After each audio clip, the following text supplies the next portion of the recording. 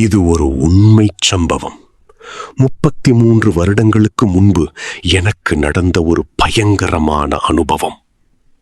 அந்த நாட்களில் என் மனைவி கர்ப்பமாக இருந்ததால் அவள் தன் அம்மா வீட்டிற்கு சென்றிருந்தாள். நான் ஒரு கம்பெனியில் வேலை பார்த்து கொண்டிருந்தேன்.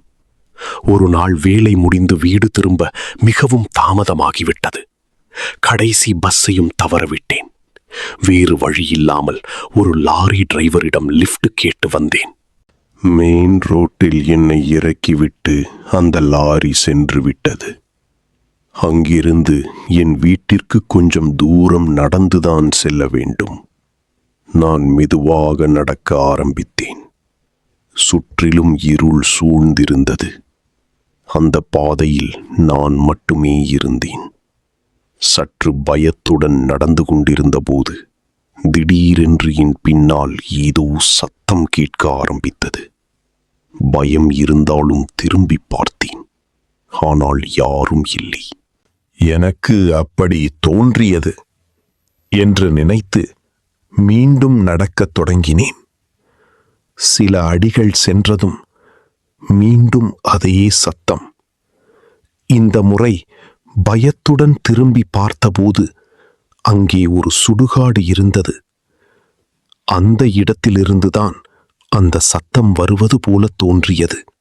என் மனதில் பயம் அதிகரித்தாலும் நான் மீண்டும் நடக்க ஆரம்பித்தேன். ஆனால் இப்போது அந்த சத்தம் என் கூடவே நடப்பது போல கேட்டது.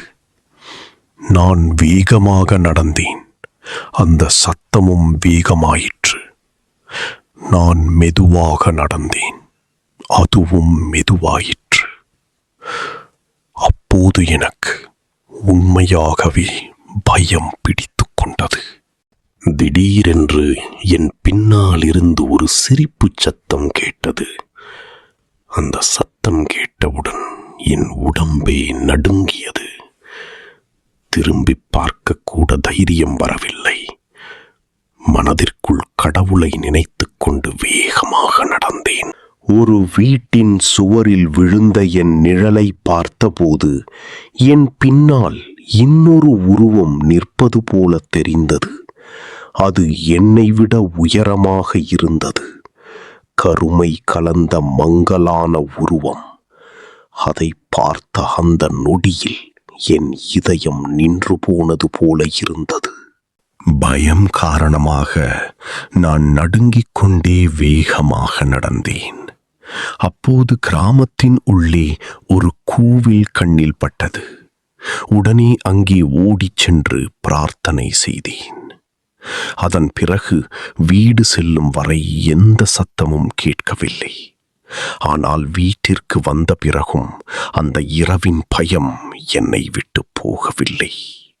அன்றுதான் நான் உணர்ந்தேன், இந்த உலகத்தில் நம்ம கண்களுக்கு தெரியாத ஏதோ ஒரு சக்தி இருக்கிறது என்று.